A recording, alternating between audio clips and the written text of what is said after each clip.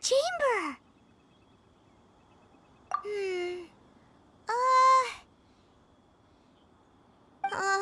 This is bad. Paimon's supposed to be your guide, but Paimon doesn't know where the way up to the Jade Chamber is. Well, since we want to go to the Jade Chamber, heading to its location on the map is the sensible thing to do. Let's look around. There has to be a way up there nearby.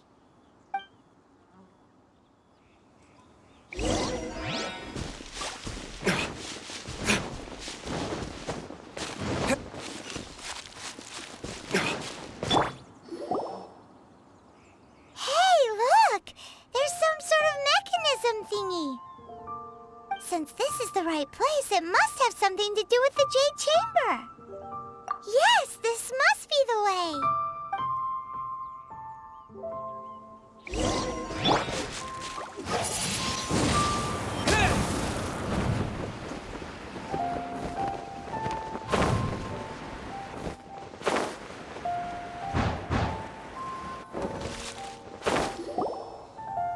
Huh? It only takes us up to here. Aw, if that wind current was stronger, we'd be able to reach the top in one go. Huh? Why? Or... Oh, Paimon gets it! If it was a secret, Ganyu wouldn't have let us try to find it ourselves, right? Alright, let's follow your plan. Then we can... Oh, hang on a moment. Look down there. Looks like we've gotten close to the Guizhong Ballista. Paimon has a new idea. Why don't we shoot you up to the Jade Chamber using the ballista? No. Paimon may have just forgotten to think about the safety measures. Oh, that's right. Now that you mention it, we could use the Guizhong Ballista to see if there's another way up nearby.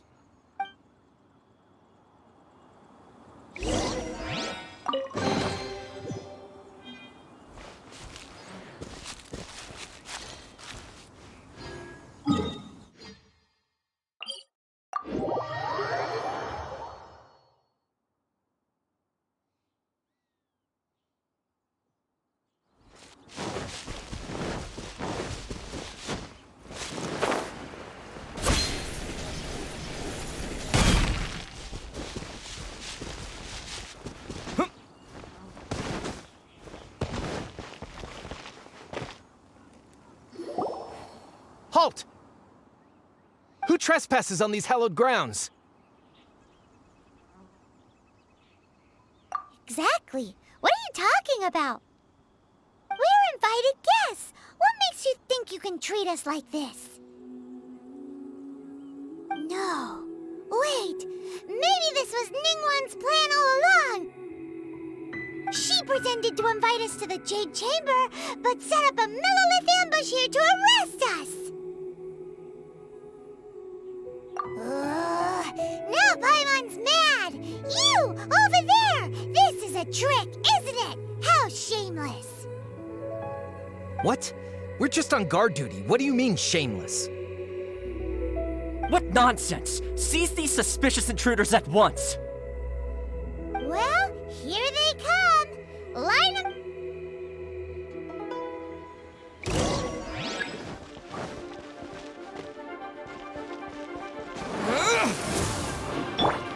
No Oz, reveal thyself.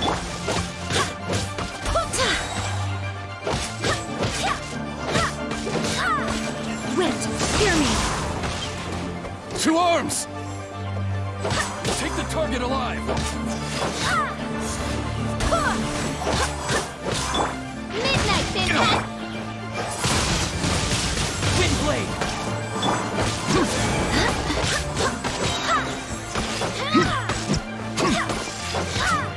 Who goes there? Attack! Disappear! Time for retribution! Invested! Stop! What's all this about? Lady Kenqing, these two strange people suddenly appeared. They seem to have designs on the Guizhong ballista. Who are you calling strange? You want to go to the Jade Chamber? Who are you? We're invited guests here to look for the Liu Qixing. Who are you?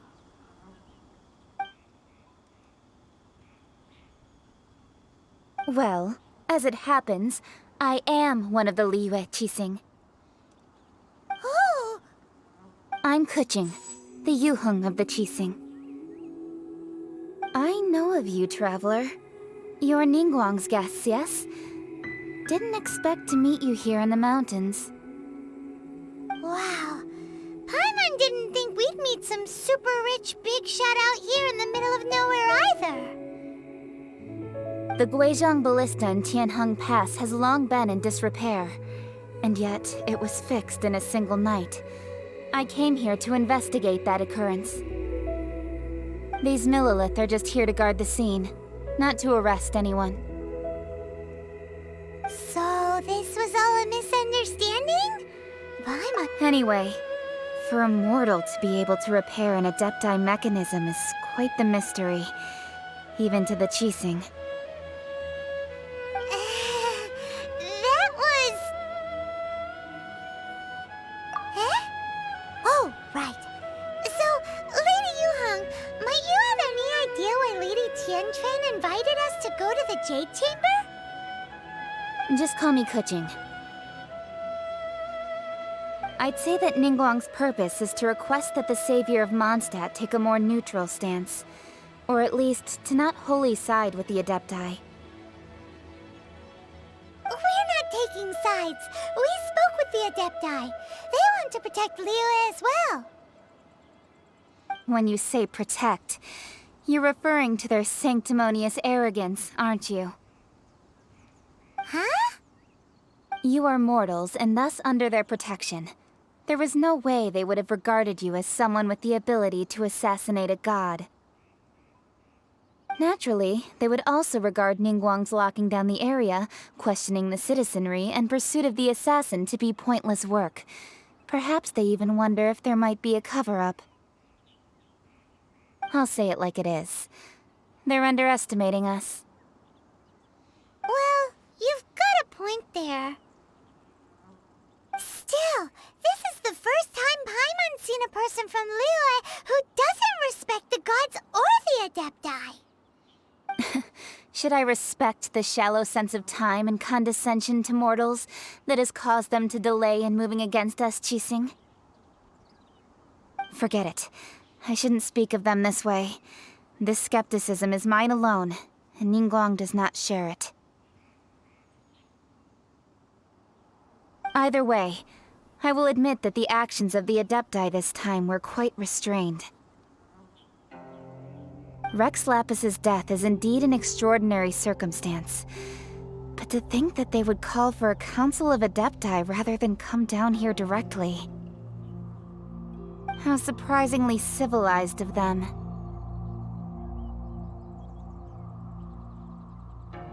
Well, for Ningguang, she would talk anything and everything out if she could. But I doubt we can do that here. The time of the Adepti has long passed. If even the Liyue Qixing don't want to face that truth, then what future is there for Liyue? Another super bold statement. I'll stop here. Honestly, I hadn't intended to say so much. But you're a good listener, Traveler. You should both be off to the Jade Chamber. Don't be late now.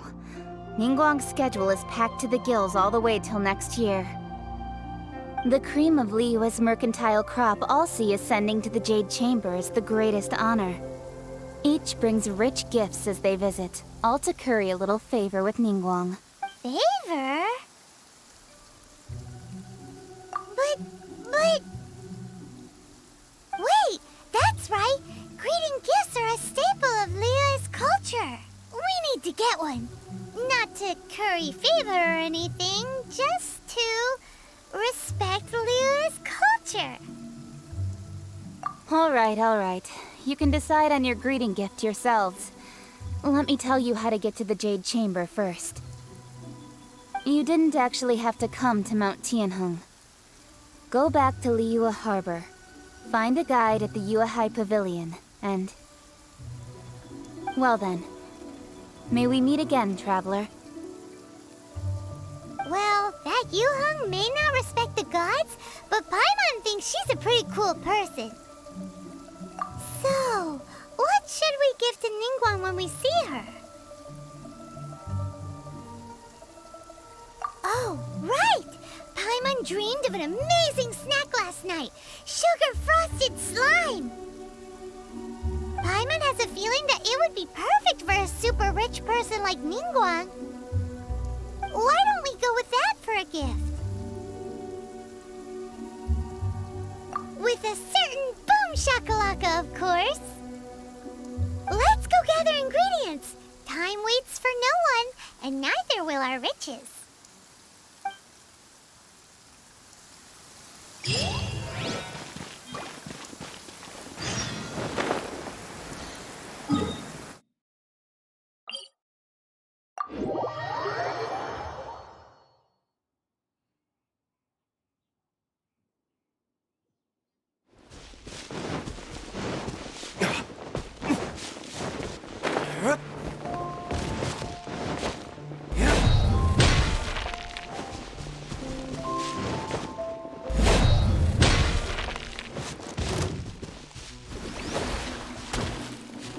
Look at that slime! It looks crystal clear! And very delicious! That's the one!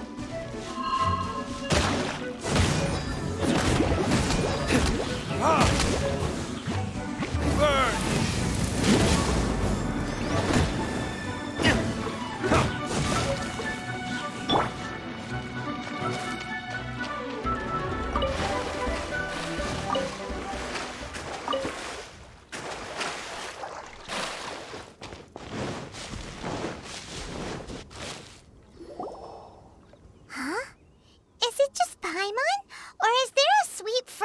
In the air.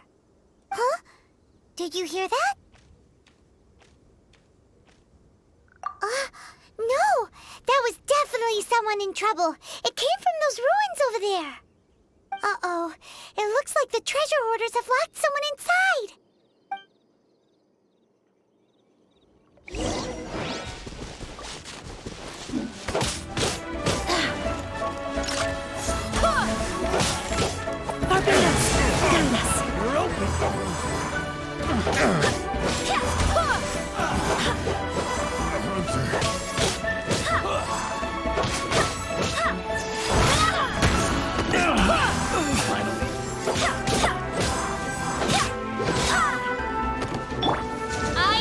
Reveal thyself!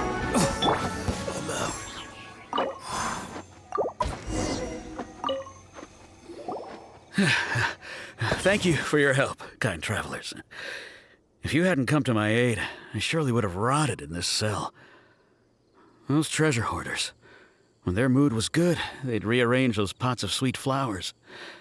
When they were in a bad mood, they'd rearrange my face.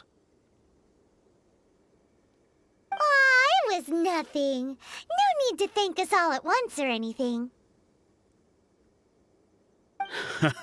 I understand. Don't worry. I will compensate you both. Don't say that. I only escaped this predicament because of you. I'm Meng Dan, a supplier for Mingxing jewelry in Liyue Harbor. I often walk around these mountains in search of antiques. I never expected that those treasure hoarders would have their eyes on the same ruins that I had. Before I knew it, they'd caught and imprisoned me. Is there anything that you lack? Antiques, treasure, various knickknacks, you name it. Well, as long as you want what I have to offer, of course. Wait a moment. Actually, we are looking for something. Oh? And what might that be? Do you have a box that can store presents? We'd like a pretty one. The kind that you can use to store snacks. Of course we do. How can one sell antiques without gift boxes? At Mingxing Jewelry, we have the best gift wrapping service in the 7 nations. Now just give me a moment and I'll let the boss know. You can go see her whenever you require that box. Great! Paimon Sugar Frosted Slime now comes in a beautiful package.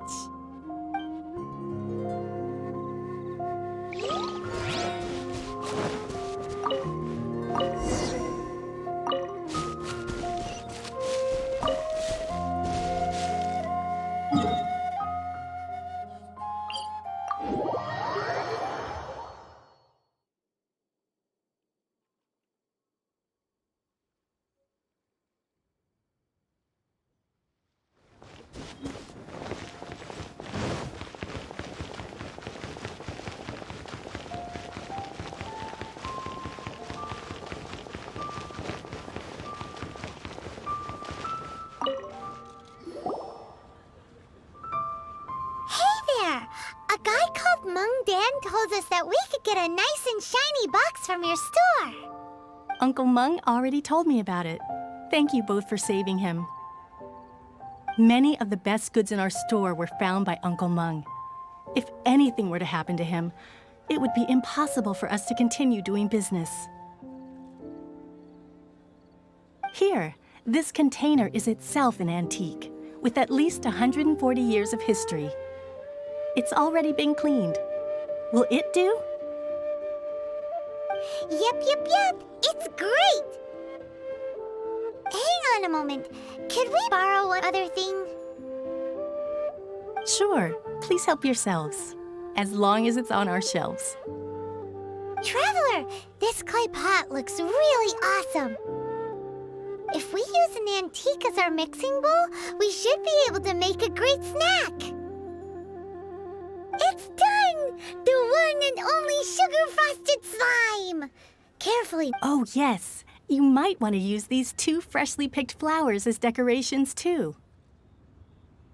Woohoo! It looks beautiful! Great!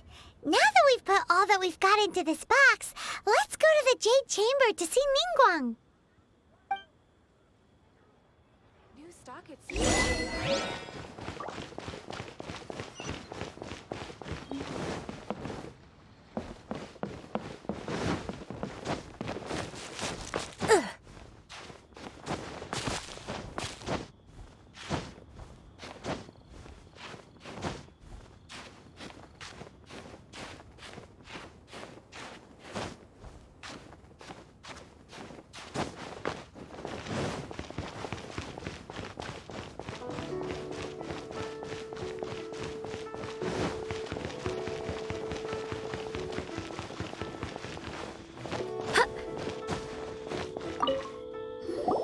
According to Keqing, this is what we should say.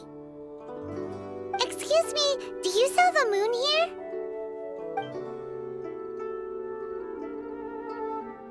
Yes. How many would you like? It's not convenient to speak of numbers here. Ah, well said. Please, use this to ascend to the chamber.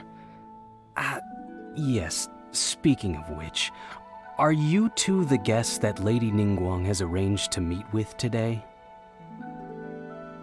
Yep. And yet the code they used was not the one for guests, but for the Yuheng. What's going on here?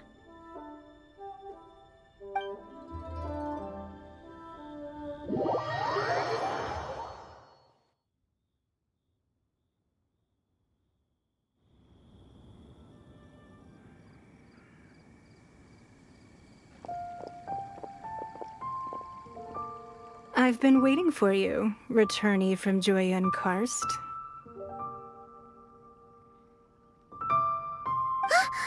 It's Ningguang! Since this is our first meeting, we've prepared a gift. I hope you like it. Oh, for me. You have my thanks. It seems that I have made things difficult for you, considering that you were supposed to be my guests. Oh no, it's nothing. I'm glad you like it too. This palace floats in the skies, higher than the peak of any mountain. From this vantage point, one may survey all of Liyue. I have been gathering the funds necessary to build it from the time I began learning the merchant's craft. And since becoming the Tianquan, I have spared no effort in hiring the best craftsmen to constantly extend it. At first, it was but the size of one room. Now, it is large enough to blot out the moon in the skies above Liyue. One day, I believe it will overshadow all 7 nations. Not many from outside Liyue earn the right to ascend to the Jade Chamber. But I have been in correspondence with the acting Grand Master of the Knights of Favonius, who spoke highly of you. As such, I have been putting eyes and ears out ever since you reached Liyue. What? And I finally got wind of your movements when you were on the way to Wangshu Inn. Wait! Was Vergoldet one of your people? Just Vergoldet? No. Everyone at Wangshu Inn is one of ours.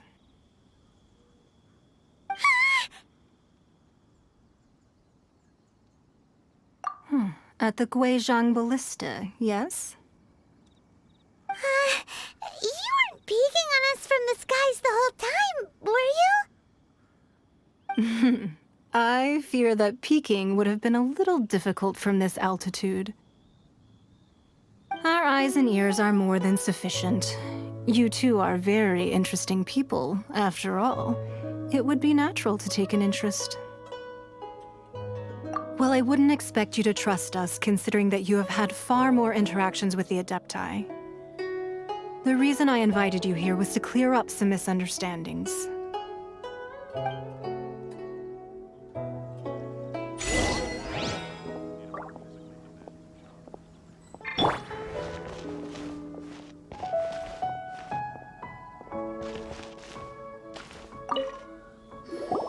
I believe that you've heard of the Archon War. Many gods used to walk this earth, and many long wars were fought between them that did not abate until 2,000 years ago. Much blood was shed, and many lives were lost. In the end, only 7 victors remained standing in Tevat.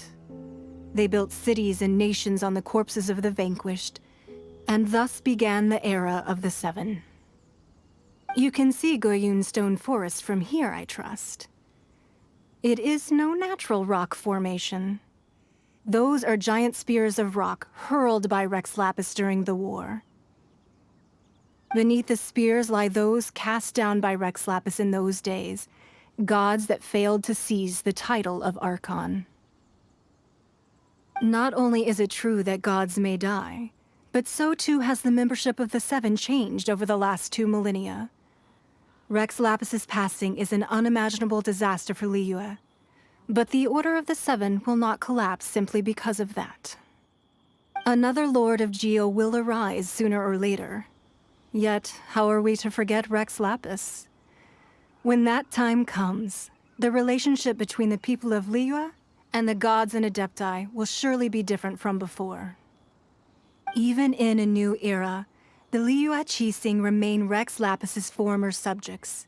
Do you really think us capable of having played a part in his demise? Of lacking the foresight to see the certain repercussions? That day at Yujing Terrace, it was also very sudden. Even I was caught completely off guard. You were there. You, no doubt, saw. But our enemy has long lain hidden within the harbor. If we do not act against them now, they will surely gain the upper hand. Hiding the Exuvia was a necessary maneuver to take the initiative back, to play the spider while our foes scurry about. Who's this enemy you're talking about? What do you think, Traveler? Huh? What are you two talking about? Well answered. The scenery out here is fine indeed, but the wind is a little strong. Our preparations to receive guests within are complete, so please, this way.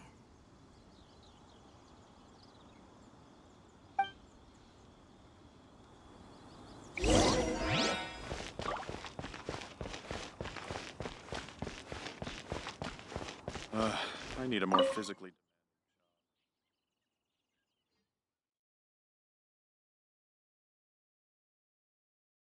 Wowee!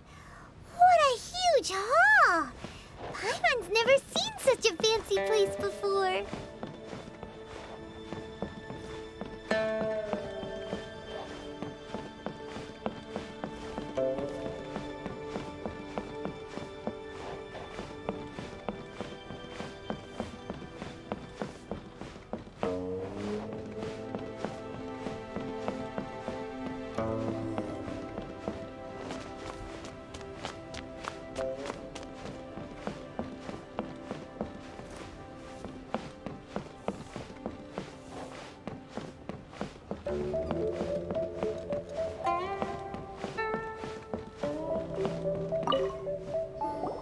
Be at ease, you two. Make yourselves at home if you wish. Can we really? I have invited you two here as friends. And when friends come over to play, our enjoyment comes first. Ooh! Isn't this that legendary wall? Why, you've kept your ear to the ground, I see. That's because even the storytellers are talking about it. Everyone's after a piece of paper from that wall. It's super famous. That's because that wall records Leo's secrets. Merchants have always been attracted to secrets. But the secrets of the mercantile world are of no interest to you, are they, Traveler? You're rather special, really, and I think you're quite aware of that. If possible, I'd like to have your trust. But if you were to choose the more trustworthy person between myself and Kenqing...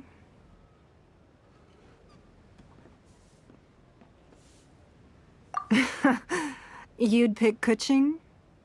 Nah, I had a feeling. I originally thought her a bit too hard-headed. With someone of her character on the Qixing, I've had some extra messes to clean up behind the scenes. But after she said those words, the time of the Adepti has long passed.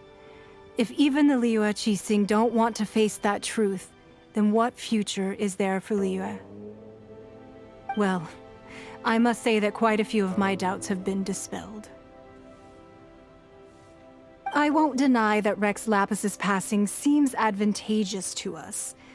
But, for Liyue's sake, we cannot allow ourselves to be shackled by rumors of our usurpation of power. Indeed. It seems that you understood what I meant to say from the very beginning. I called for the gag order and for the Exuvia to be hidden to temporarily stabilize the situation. and also to prevent something similar to the incident in Mondstadt. With Rex Lapis's death, the Fatui have busied themselves with many clandestine actions beyond their diplomatic remit. As the Tianquan, one responsible for Liyue, I cannot be too concerned with appearances when opposing them. Allowing the rite of parting to take place was also meant to buy some time for us to take control of Liyue's administration. It's exactly as Zhongli said. The Qixing only provided the venue for the rite so they could use us for their own ends. Wait, that's right. Speaking of ends, could I say one other thing? Of course. Paimon's heard that anyone who sends a greeting gift gets a little something in return. So, does that include us? It's all right. I like direct people. Well, we have made quite a bit of trouble for you recently. How about this? You can pick any one object here as you please, and you may take it with you. Yay! Paimon was just waiting for you to say that. Let's see, what should we get? One of the sheets on that wall. Don't look at Paimon like that. One of these sheets of paper will sell for crazy prices, even if it's only as large as Paimon's fingernail. Just imagine how much more a whole untorn sheet would sell for. Let's grab one, the biggest one.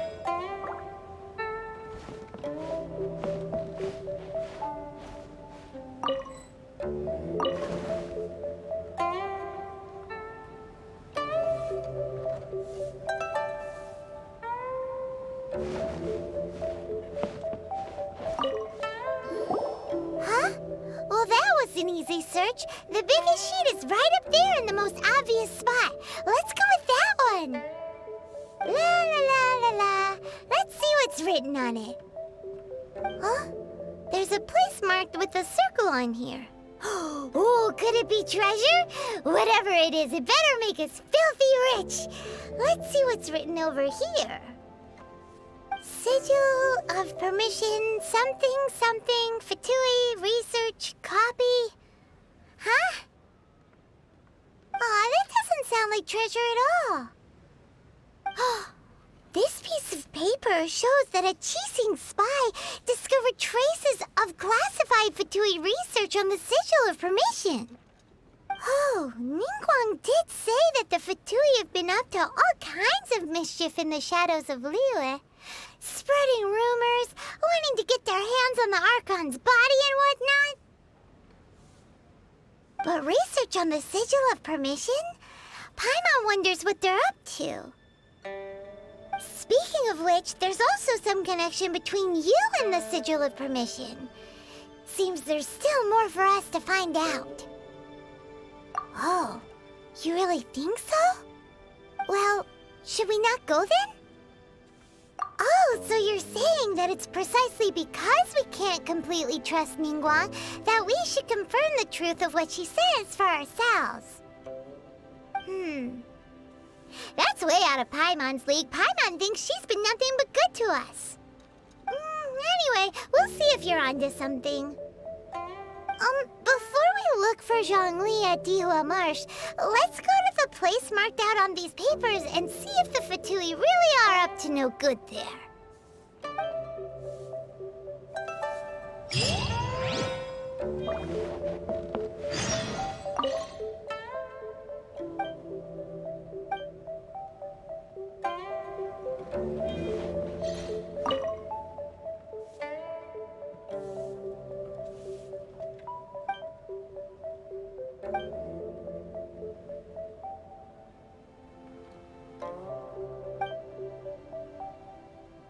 Business related is confidential.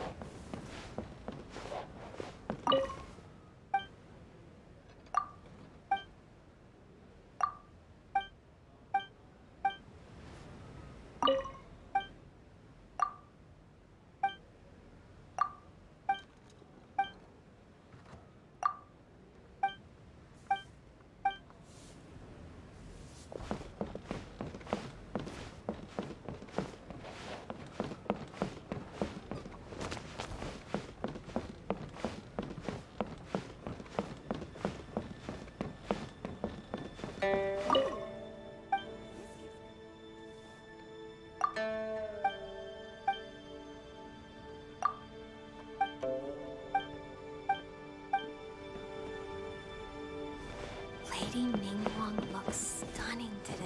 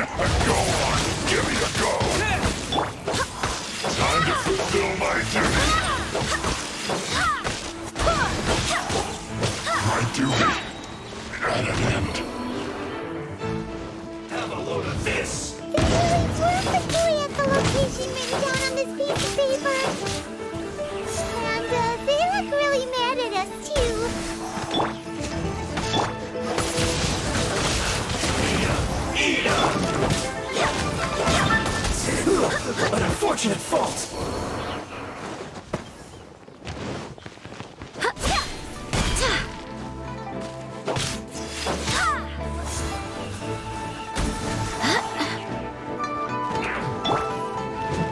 As you wish, Twilight. I swear by my sword!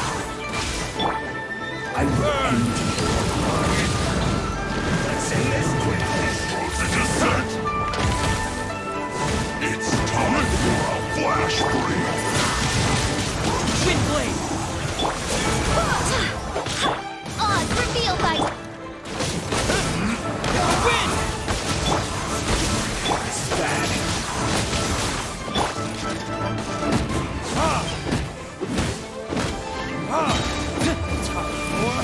Retribution! I guess this is it. Warm.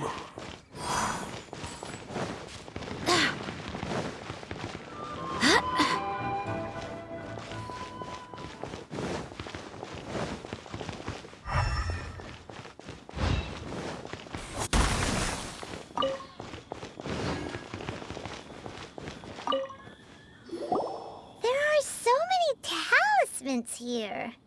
And some stacks of blank paper, too. Paimon's seen this pattern before. But where? Oh, Paimon knows! It looks just like the sigil of permission the child gave you. But how did a relic of the Adepti end up in the hands of someone like Child? Suspicious. Oh, that's right. Cloud Retainer said that when the Lord of Geo created the Sigil of Permission, it wasn't to be used as some old relic. Talismans like that were once used in the Archon War to channel divine powers. Maybe the Fatui are copying the Sigil of Permission in hopes of achieving a similar effect. Being able to channel divine power in battle? Whew, that sounds pretty dangerous. And the plot thickens. We'll need to keep an eye on Child, that's for sure. Alright, that's enough sticking around here. We gotta go meet up with Zhongli soon. The last stop on our rite of parting preparations tour is Dihua Marsh. Let's go! Paimon hates being late.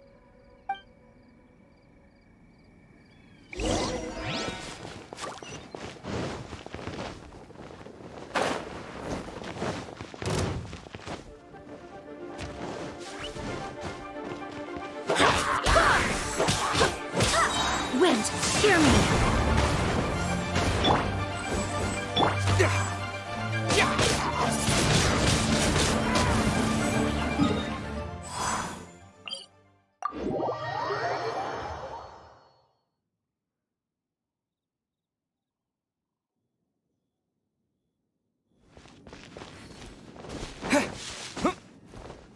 Pay your dues.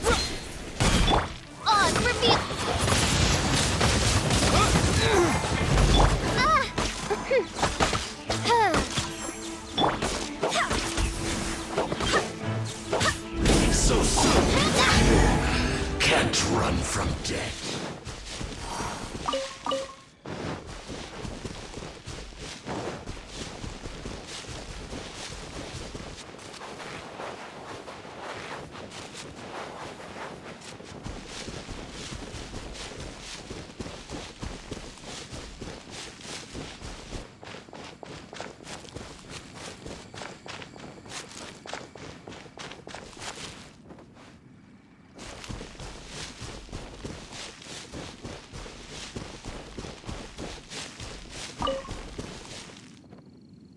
Right on time.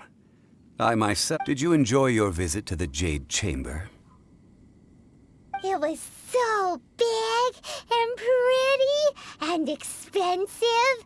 Paimon's never seen such a fancy schmancy place before. Indeed. It's second to none in all of Liyue. Then you met with Ningguang, I trust? What did you talk about with her? She's super rich and so generous. Paimon thinks she's very friendly.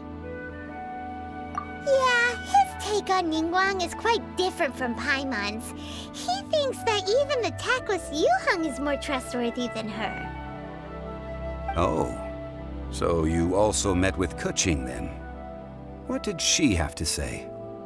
She said the time of the Adepti has long passed. If even the Liyue Qixing don't want to face that truth, then what future is there for Liyue? No respect for the divine. Indeed, contrary to the ever-bold Kenqing, Ningguang is more of a businesswoman at heart. Although she's friendly, there's no way of clearly discerning her true intentions. Yes, she has only relied on herself to rise to her current position. No ordinary person could ever achieve that. It's said that she's the one behind the constant expansion of the Jade Chamber. It's the second most important thing to her. Even if she ever gave up the position of Tianquan, she would never give up the Jade Chamber. The Jade Chamber is only second. What's the most important thing to her then? Why, Mora, of course. All Ningguang talked about was the Fatui this and the Fatui that. She said that after Rex Lapis was murdered, the Fatui have constantly been trying to sink their fingers into Liyue, and that they aren't to be trusted. That is how the Fatui have always been.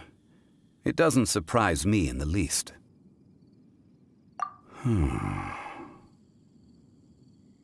No matter what they may be planning, you must be careful when dealing with the Fatui. Always be on your guard. So, is there anything we need to get for the rite of parting in Dihua Marsh? Yes, as a matter of fact, there is. Today, we'll be gathering wild glaze lilies. Glaze lilies? But why did we come all the way out here? Doesn't the garden in Yujing Terrace have some? Even Qingse Village has glaze lilies. Oh, right! Paimon remembers that Madame Ping is always tending to flowers. Maybe we could ask her. No. Those lilies have all been gardened by people. They won't do it all. Dihua Marsh used to be full of glaze lilies. It is a sort of joyful flower that listens to human song. Before the Archon War, Dihua Marsh was all dry land and fertile soil.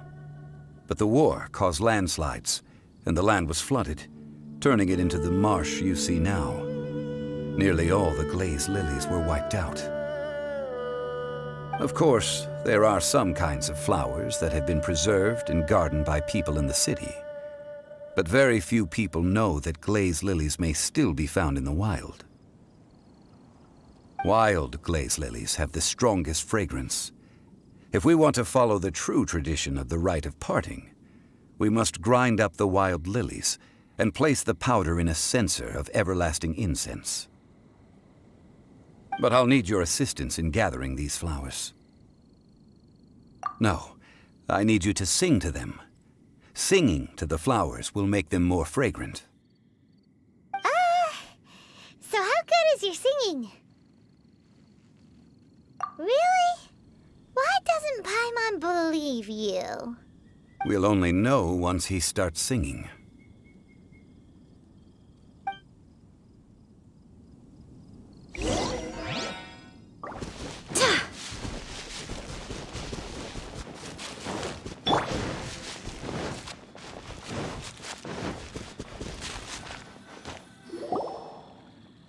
It's time to sing whenever you're ready.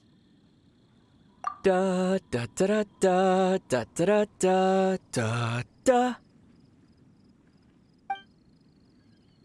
What happened? These flowers are jumping. They look really angry. Is it because you sing a song from Mondstadt that they don't understand Korean? Disappear! Burn!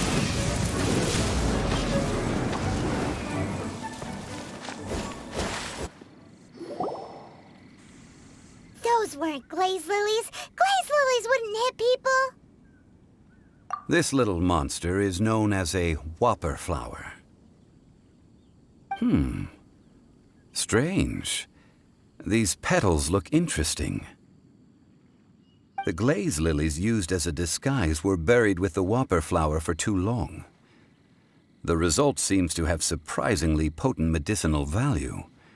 Let's collect what we can of these petals.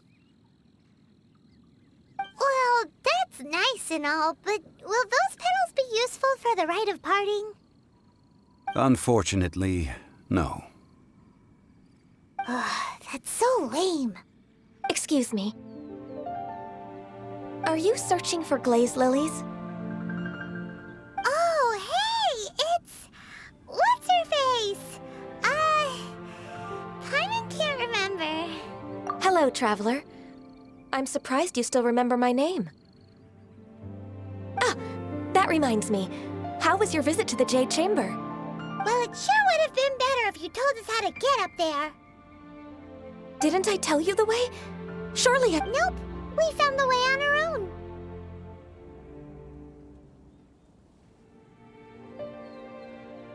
Oh, I see. Uh-oh. I guess I really did forget to tell them. Huh. Something seems a little off about Ganyu. She's acting different from the first time we met. Where's her serious attitude now? Ah, well, I met you at that time as an emissary of the Tianquan. But now, I am simply out on a stroll to see the flowers. You came all the way out here to see the flowers? Yujing Terrace is where Rex Lapis parted from this world. If I strolled through those lonely gardens now, I wouldn't be able to bear it. Whenever my duties take me near Yujing Terrace these days, I draw the windows to block my view of the gardens. Oh, sorry. We shouldn't have brought it up. No, it's quite all right. I just haven't processed my emotions yet. When the Archon War came to its end 2,000 years ago, the first iteration of the Seven would gather in Liyue and drink with Rex Lapis. But 5 of those original 7 had already passed before Rex Lapis. It's truly a changing of the guard. Yes, now that the spirit of Rex Lapis has returned to the heavens, only Barbados of Mondstadt remains of the first 7. The other 5, including Inazuma's Raiden Shogun, are no longer the same friends from 2,000 years ago. Of the current 7 Archons, the youngest is Sumeru's god of Dendro. He is merely 500 years old.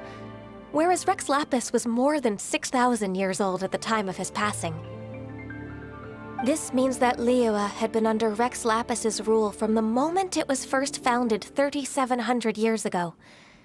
The city has never had to bid farewell to its deity. So what do you think of this farewell? Huh? This is a little sudden. As a mortal, I've never dared to imagine a Liyue without Rex Lapis. But as an Adeptus, I think I will eventually come to grips with reality. Since Rex Lapis has passed, the time of Liyue's contract with the gods and Adepti has now reached its end. Huh? Did you just say, as an Adeptus? Yes, I am a mix of human and Chilean. Adeptus blood flows through my veins. I fought for Rex Lapis and the city of Liyue during the Archon War. After the war ended, I signed a contract with Rex Lapis and took the position as secretary for the Qixing. I've continued those duties to this very day. Well, let's save that conversation for another day. You say that you are here looking for glaze lilies? I also know where wild glaze lilies can be found. See, I've just picked one myself. We dare not refuse it. Oh, so did you sing a song before you picked the lily? Indeed, I did. I know this tradition well. In fact, I sang a local Liyue ballad to it. Wow, so you really know your stuff, too. No, it is you who I should be thanking. If not for this chance meeting, I never thought that I would be able to contribute to the upcoming farewell for our ancient lord. If you would excuse me, I should return to my work now. Good luck. And that just about does it. Our preparations for the rite of parting are mostly finished. Given the ease of picking glaze lilies, I think this was a fitting end to our tasks, in more ways than one. Yeah, Paimon can already imagine him starting a business in Liyue. I've had enough ventures in my life already.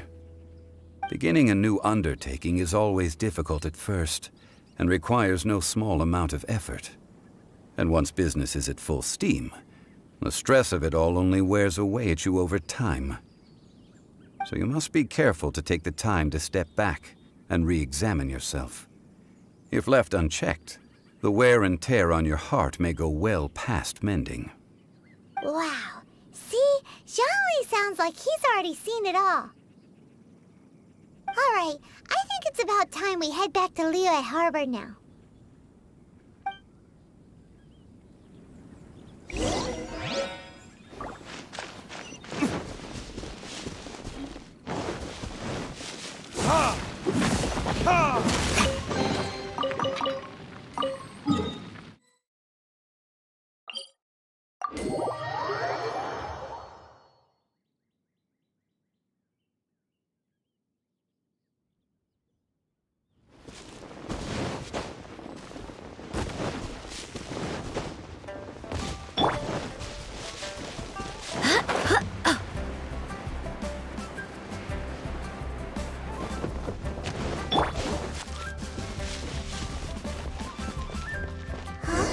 What happened? The city gate is swarming with Millilith and the Fatui? This atmosphere is highly abnormal. It seems as though something big has happened. We should ask around a little, just to be safe. Ah, you're the consultant to Wangsheng Funeral Parlor. Mr. Zhongli, I presume. The Millilith are watching our every move now. These are desperate times. We mustn't act rashly. Desperate times? The Adepti of Joyun Karst are finally on the move. Do they intend to exercise force? Most likely. I've heard that some members of the Qixing have already gone to meet them.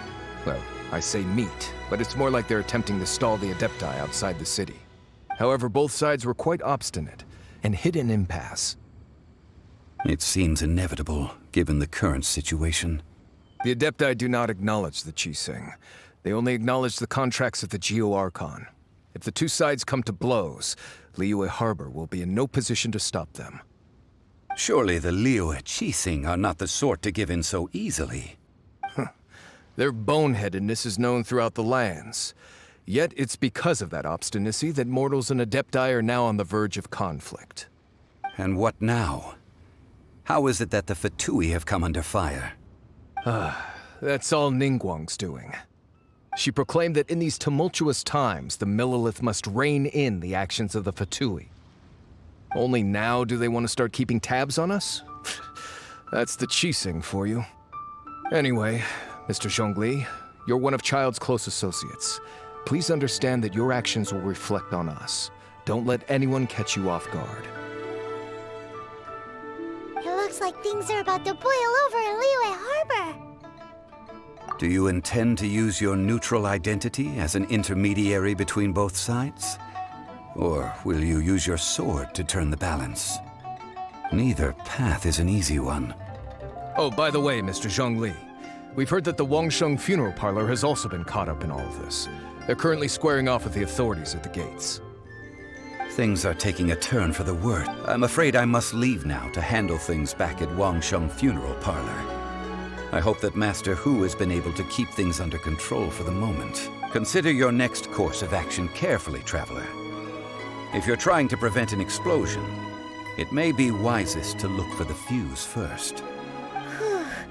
Having connections with the Fatui seems to be quite the double-edged sword. So what does Zhongli mean by looking for the fuse? Oh, Paimon gets it! If there's anyone that wants to see the whole city turned upside down, it's definitely him! He must be waiting for the moment when no one is watching to do something really bad. But where could we find him now? Where would he go at a time like this?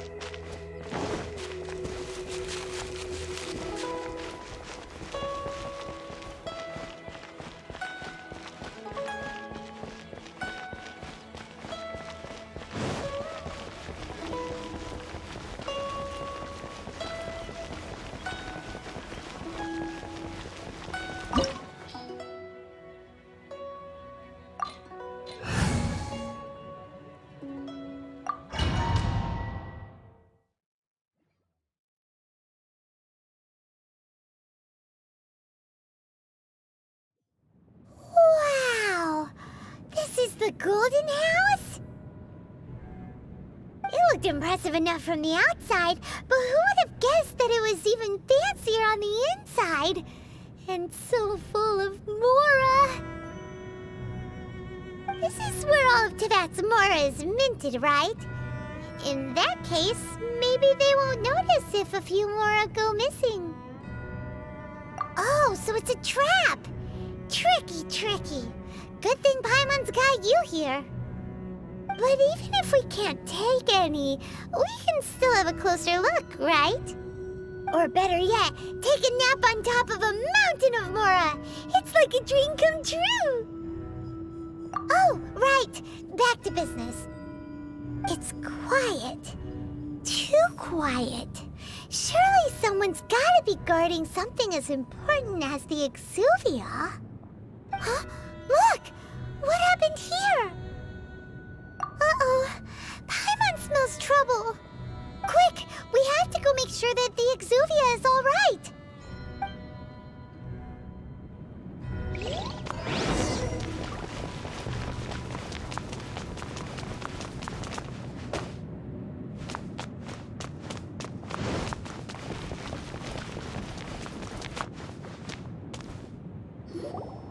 You've already fulfilled your task as guides, so why do you still linger here?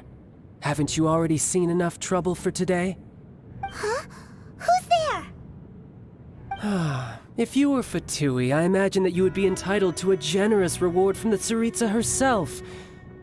But now, you're nothing but dross, and you're in my way.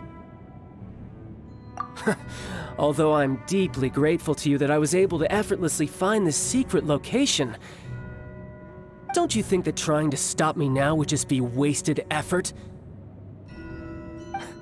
Stopping the Mora Mints, hiding away the Exuvia. The Qixing are really pulling out all the stops this time. So you've been planning to take the Gnosis from inside the Exuvia all along? As one of the 11 Fatui Harbingers, it's my duty to see the will of the Tsaritsa fulfilled. She will get that which she desires. I'm not asking for your blessing, and there's nothing you can do to stop me anyway. The time for discussion and diplomacy has already passed. I mean, if it were up to me, I would have skipped that stage to begin with. But either way, we now come to my favorite part. A simple pleasure, and one that I am oh so delighted to be sharing with you. The battle. Battle? So you're the type that goes looking for trouble, huh? You could say that. When Signora offended the deities outside the cathedral in Mondstadt, she swiftly left the scene once her mission was accomplished. Instead of confronting you directly, she chose to rely on the snow and ice to make her escape. She wouldn't want the knights to come running towards the sound of battle now, would she? When she faces a worthy opponent, she will prioritize her mission, weigh the outcomes, and consider the consequences of her actions. But as for me, the greatest pleasure of being a Harbinger lies in crossing blades with strong opponents. We won't let what happened in Mondstadt ever happen again! Oh, so you intend to fight me? Good. I won't kill you, Traveler. I'll just play along, to feel the thrill of battle. Besides, you could never defeat me, not even in your wildest dreams. But hey, try to relish the fight anyway, because if you ask me, without that, what else is there? Fighting talk, I love it! Now let's see you live up to it.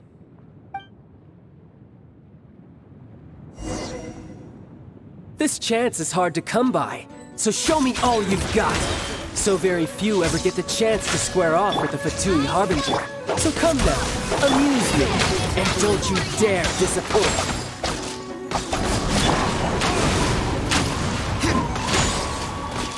Passable effort. How unbecoming. I swear by my sword! Cowering already? Not bad, not bad. Try this. Passable effort.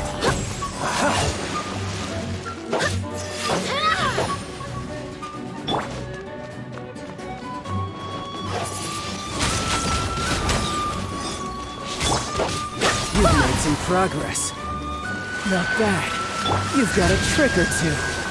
Haha, good. No wonder Signora was so wary of you. Well, that just means I can go all out. Brace yourself. This is about to get tough. Now, show me what you can do against the might of a Harbinger. Something else catch your eye? Wind blade turn. No use hiding back there. Oz revealed by... All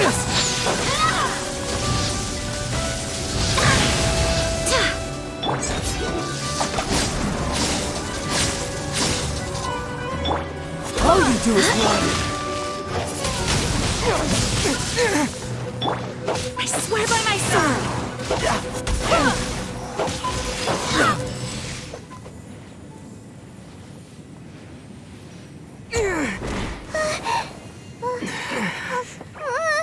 Not bad. Your swordsmanship is quite impressive. But that's about as far as you'll get.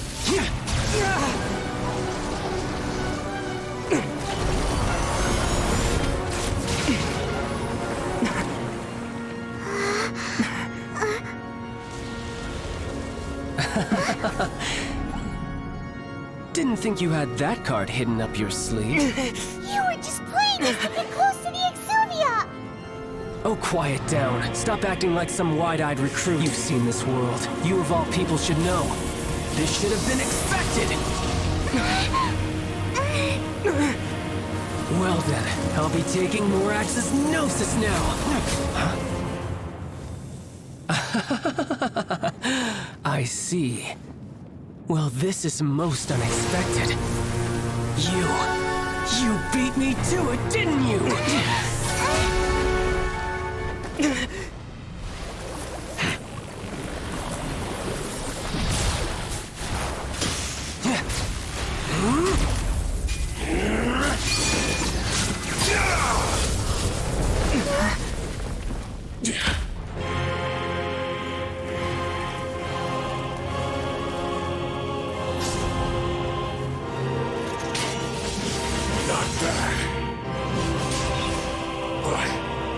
This is going to cost you!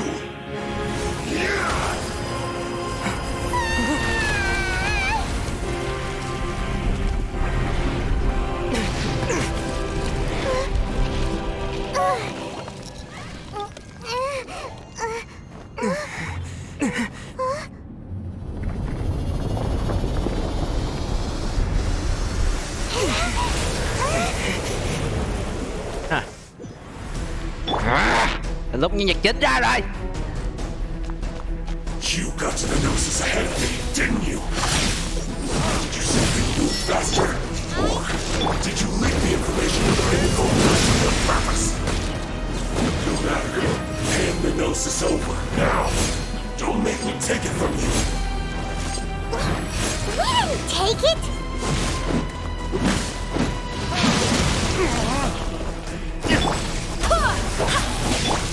As you wish, me.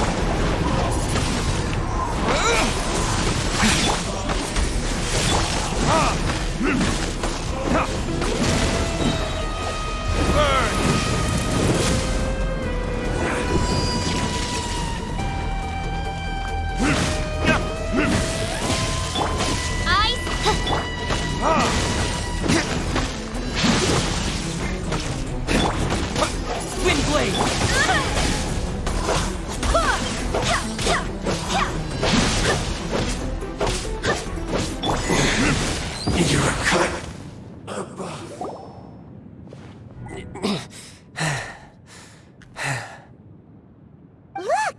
Child's back to normal again! Well then, time to cool off. It seems the burden of the foul legacy transformation was too great for my body. I lacked the opportunity to think this through. And now that I consider the matter more carefully, you never had any chance of beating me to the Gnosis. You had no connection to the Gnosis, no matter where it had been taken. That's what we've been trying to tell you! We didn't take it! Your show of ability today far surpasses that of Signora's initial assessment of you in Mondstadt. Tell me, how could that be? You already know the answer, don't you? I can see it in your eyes. But if that is a secret you wish to keep, I guess I'll just have to curb my curiosity. This battle has already left me satisfied. Anyone who strives as I do to grow stronger shall be called a friend. even if our friendship can only be shown in battle against one another. Pretty sure that's not the normal way to make friends. Unfortunately, I must bring this amiable conversation to an end. My quest still beckons. Given that the Gnosis wasn't taken by anyone, then we must look once again to the beginning. Perhaps it was never in the Exuvia to begin with. In fact, it might be that the Exuvia was just a diversion of sorts. What? So you mean that... Yes, it appears so.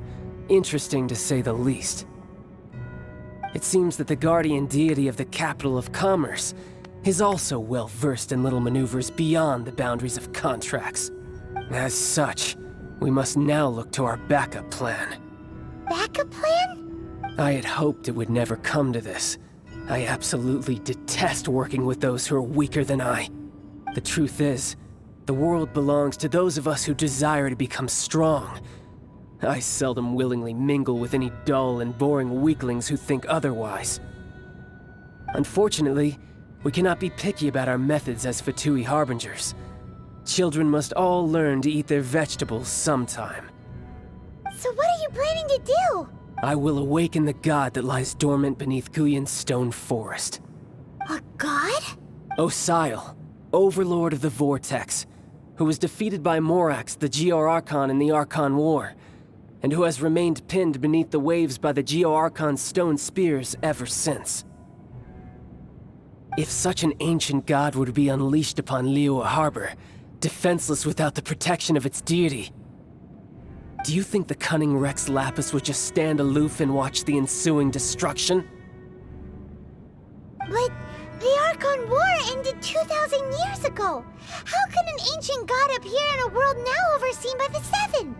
Simple. I've already prepared the means to awaken it. Hey, those are sigils of permission! Oh, Paimon remembers now. The Fatui have been researching them. Indeed. The one that was given to you was just a byproduct of our research. With the power of so many sigils of permission concentrated in one place, along with that which was bestowed upon me as a harbinger by our Tsaritsa, breaking the subduing might of the Geo-Archon spears for a time should be no obstacle. Using the powers of ancient gods in such a situation fails to interest me, and is largely against my principles.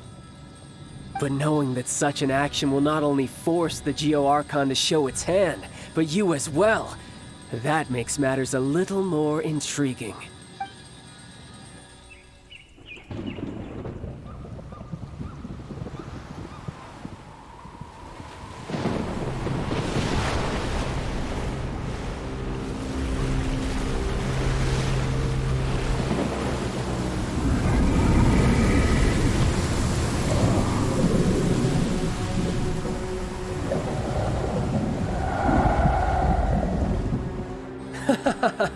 Let's see. Will the nation that has lost its deity be swallowed up by an ancient malice once more? If you wish to drown together with the people of Liyue, you're free to stay and enjoy the show. Huh? He's already gone. That guy is fast.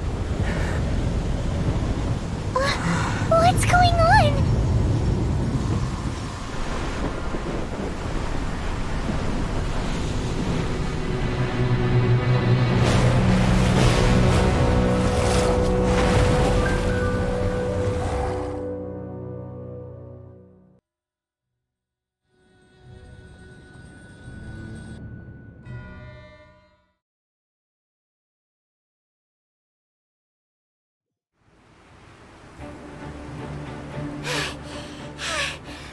Exhausted.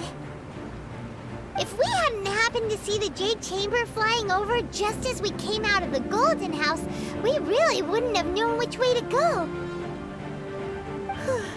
Did we make it in time? Is the Overlord of the Vortex still in the sea? What are you doing here? Huh? Hold on. It's the Adepti. What are you doing on the Jade Chamber? Paimon thought you were arguing with the Chising. Is the fighting over? Faced with a calamity of such magnitude, we have agreed to put our differences aside for now and unite against this common enemy. Oh, Paimon gets it. So how do you plan to defend Liyue? Just seeing this overlord of the vortex guy puts a pit in Paimon's tummy, even from all the way out here. It's not just you. We've got new Millilith recruits who can't even stand at attention without shaking. The force of an ancient god's presence seems to be too much for ordinary people to handle. Which is why we must stop that monster before it gets any closer to Liyue Harbor. So the Archon War was fought 2,000 years ago against enemies like that thing? Now that... So will the power of the Qixing, Millilith, and Adepti gathered here be enough to stop that god? We've already discussed this together, and our conclusion is... not necessarily. What? But all of you are supposed to be the guardians of Liyue. Can't you think of something? One certainly could. Huh? The Qixing did once research the matter of the Guizhong ballista when it piqued their fancy. And as fate would have it, one who did craft the Guizhong ballista with one's own hands is here. For what could you mortals ever learn of Adepti mechanisms? Yet, it would take one, but a little tinkering to turn this ballista into an engine of war beyond your wildest thoughts. I suppose this is one blessing from the Adepti that we should be thankful for. So be it. We shall use the upgraded Guizhong ballista to fight off that god. All the Adepti here can lend their strength to man it. We haven't a moment to spare. Our battle begins now. Yep.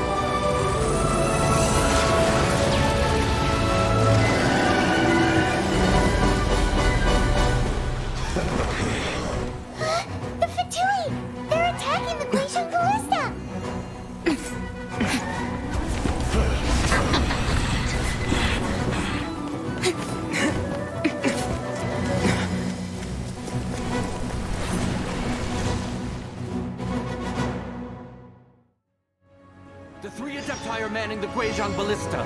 Do not let the Fatui disturb their work! All able Millilith, with me! Let's go help too! We Adepti have not faced a god in several millennia. Let one see what you're made of then. What strength remains within you? What wishes to witness?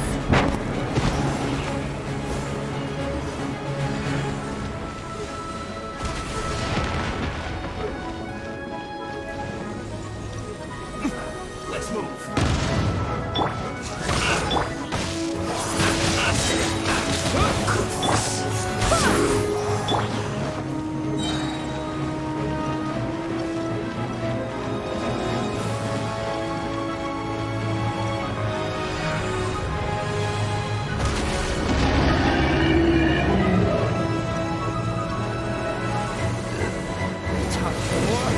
Retribution! Looks like I went too far.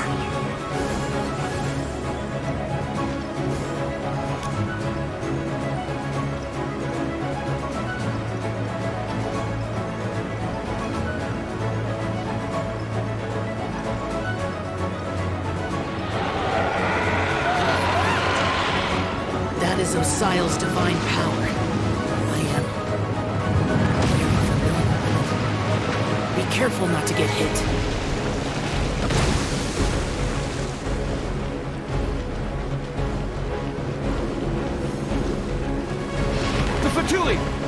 attacks are unrelenting!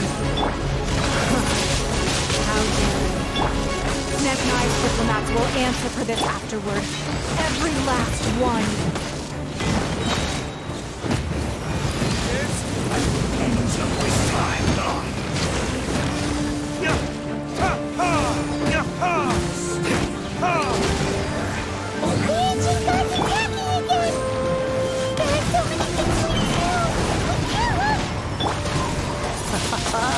Were you about to say we can't hold them, children?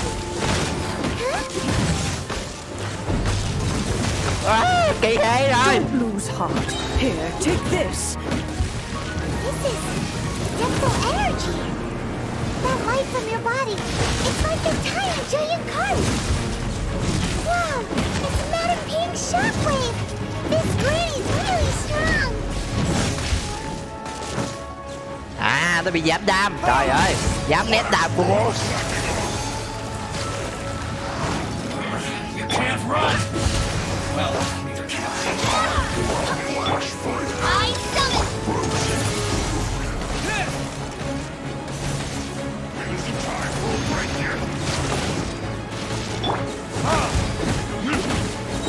My work finished. But it is? With the blood of the Chilian, I guard you against evil. Cast your fear of injury by the wayside and fight with all your might. I too did this during the Archon War. So this is what Ganya's like in a fight.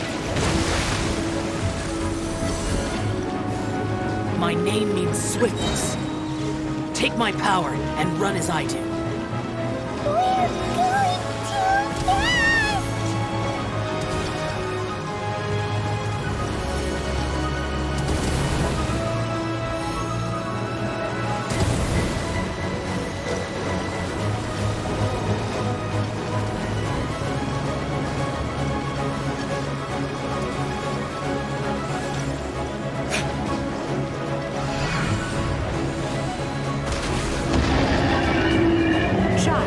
You are strong in body and spirit. Perhaps you can withstand 3 forms of adeptal energy at once. This will hurt a little. Please bear with us. Once you've adapted, try to use them in battle.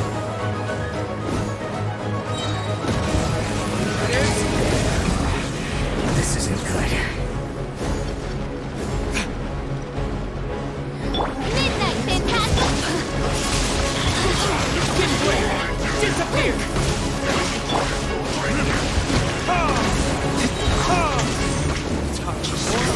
Retribution! My work finished. Look at me. Just... Exercise caution. I fear that the god's power has reached its peak. In other words, if we hold here, there's nothing worse to come, right? Vô dụng thôi! Muốn ra! Shine.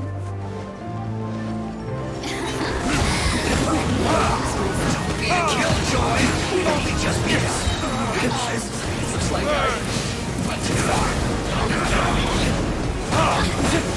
this isn't good. Look at me. I guess this is it. Muốn ra! Retribution!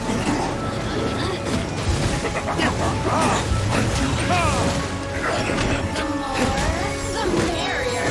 Resistance. Shine.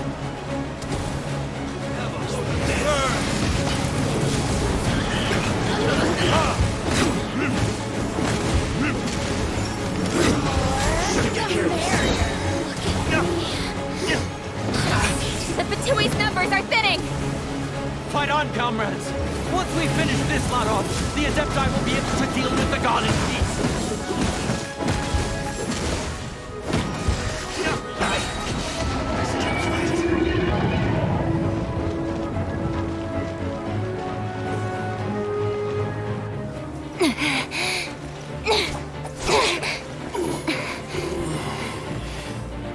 The interlopers are no more. Now we may commit ourselves fully.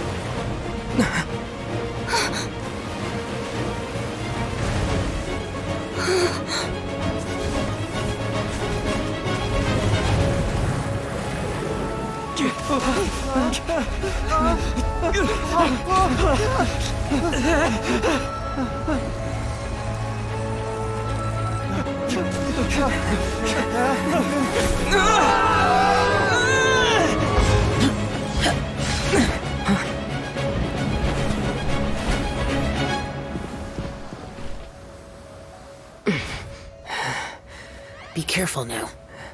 The Guizhong Ballista is destroyed.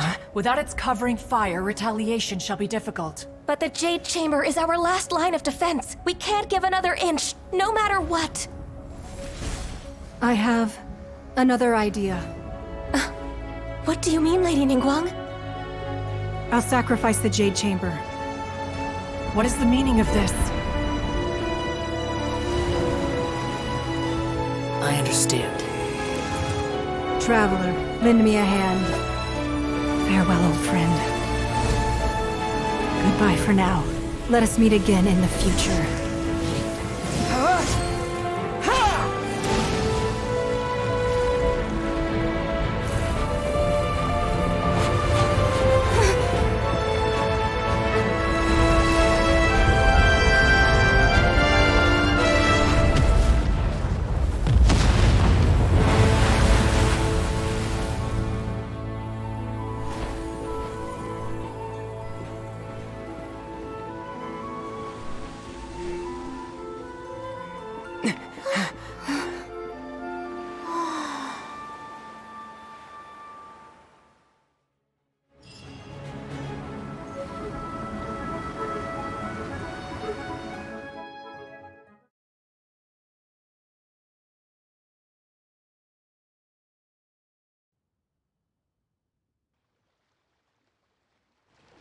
Is it finally over? The ominous aura of that monster has indeed begun to fade.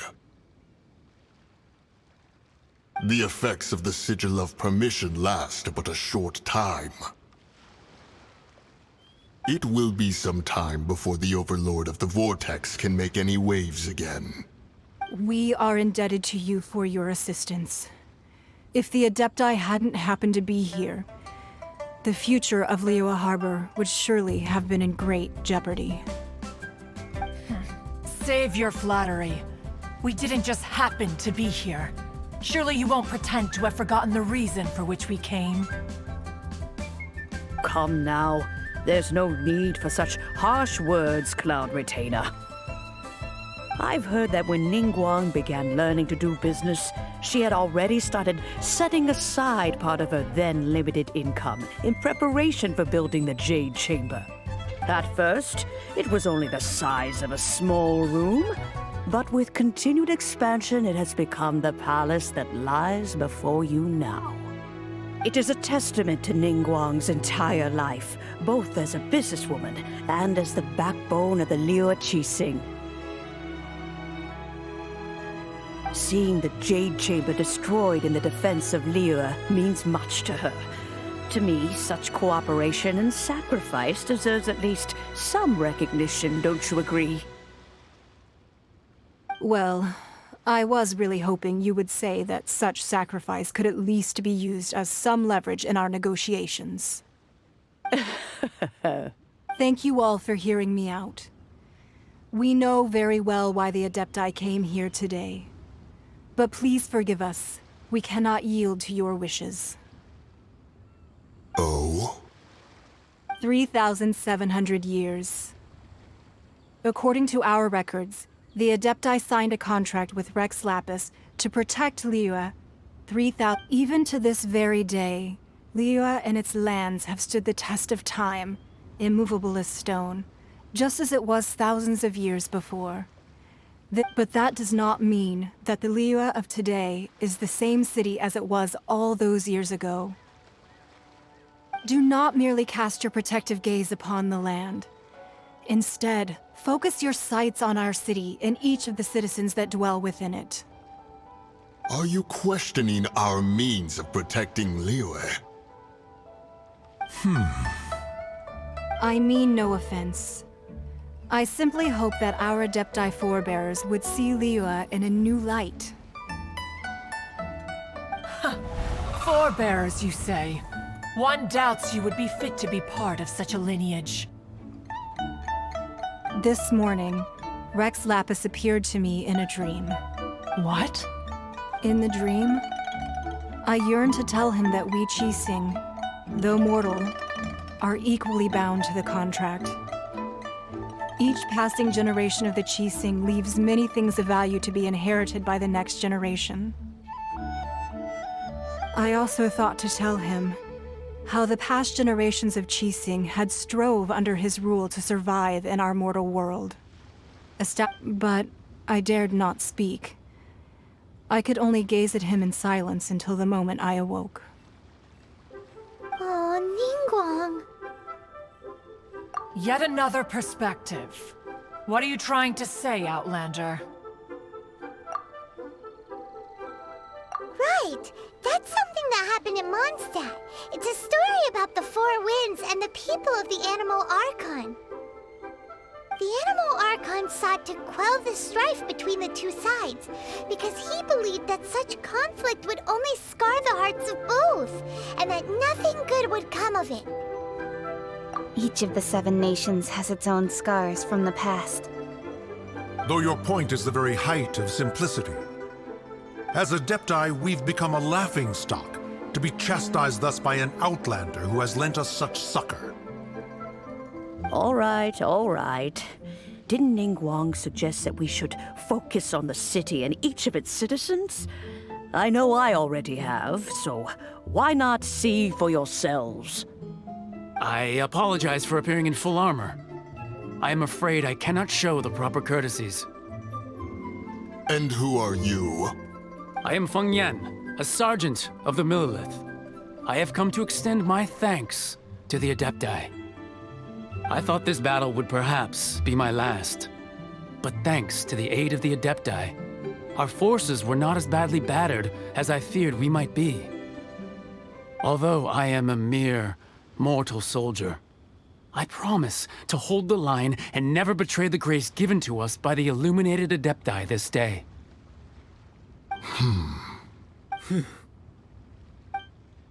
Huh? Why does everyone look so down? Didn't we just beat that big monster? Weren't you frightened, dear? It was quite the predicament. I wasn't afraid. All the strong Millelith guards were there, and those powerful heroes with their visions were there. Everyone was there. When danger is near, everyone always protects me.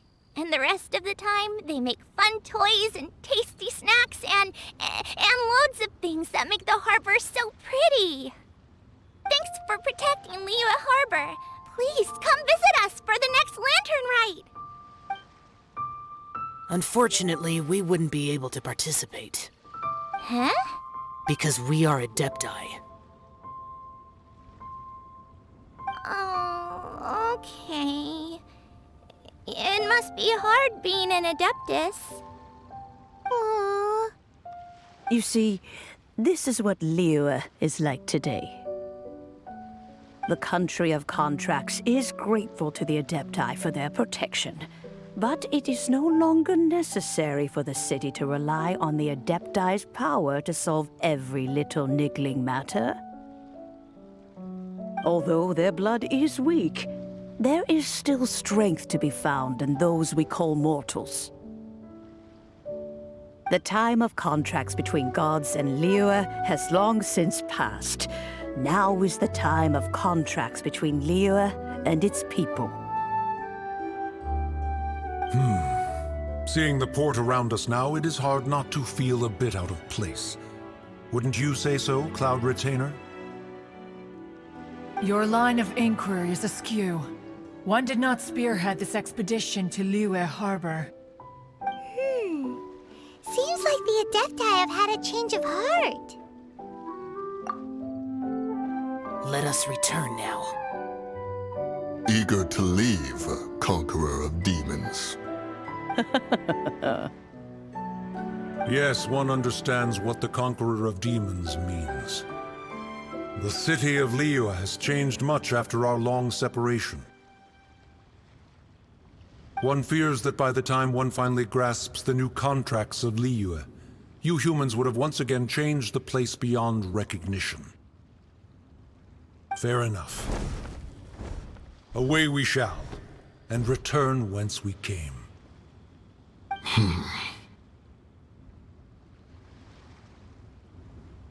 Since we Adepti have consensus, then one shall persist no further. But how will we ensure that the Liyue Qixing will not simply exploit their power once we depart?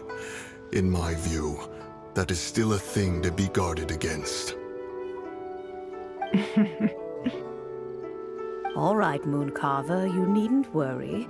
It seems to me that this right of supervision is best left to the people of Liyue. Looks like the conflict between humans and Adepti was avoided. Oh, right!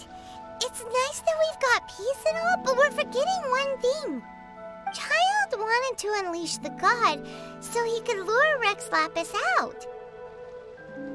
But we were able to handle the Overlord of the Vortex on our own, so Rex Lapis never showed up. Oh, and speaking of that, don't we still need to get to the bottom of that Archon's death, too?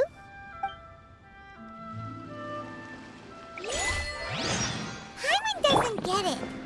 But isn't the strongest lead we have the Adepti-less rite of parting that we're organizing? No idea where Zhongli's gone. Let's ask for him at Wangshan Funeral Parlor.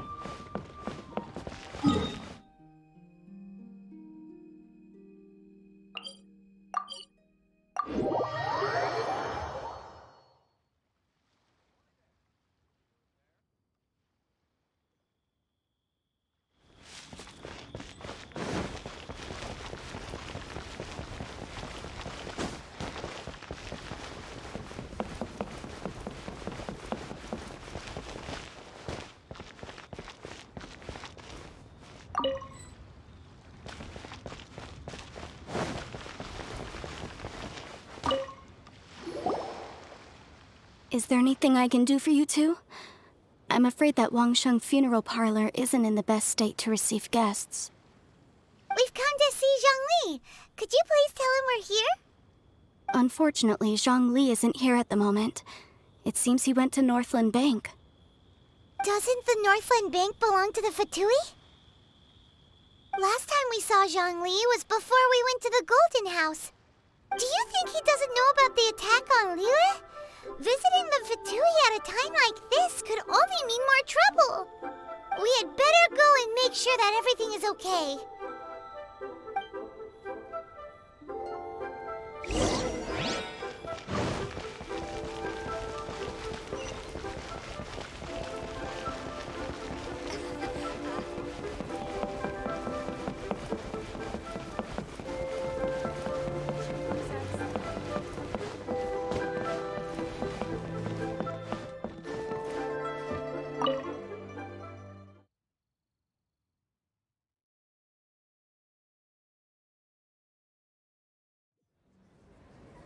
You call this cooperation between Harbingers?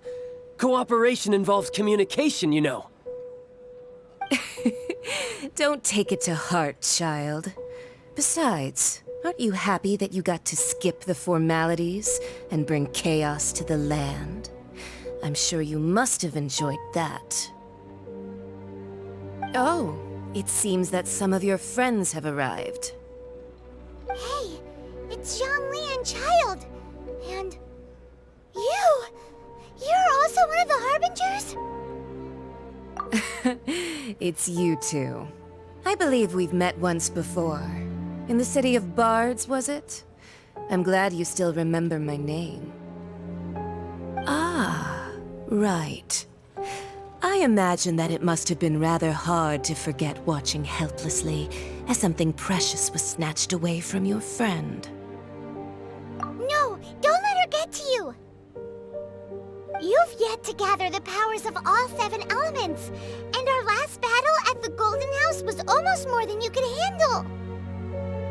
So it might be best to keep things peaceful this time, seeing that 2 of the Harbingers are here.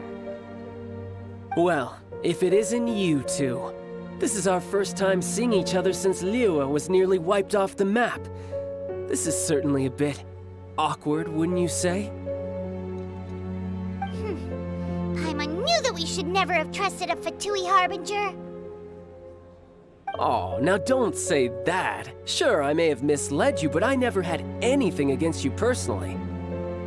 Besides, I thought we were getting along quite well together, didn't you? Except for that little tussle we had at the end. Nothing personal. We just have different views, that's all. Of course, you may very well hold this against me, but that's up to you. The real deceivers here are Senora and Zhongli. Curse them for leading me on. So actually, I think... Stop wasting time, child. There'll be plenty of time to chat once I'm through here. You remember the agreement, Morax. Now, if you would be so kind. The no- What in the world are you talking about? The contract is fulfilled. That which thou seeketh is now bestowed unto thee.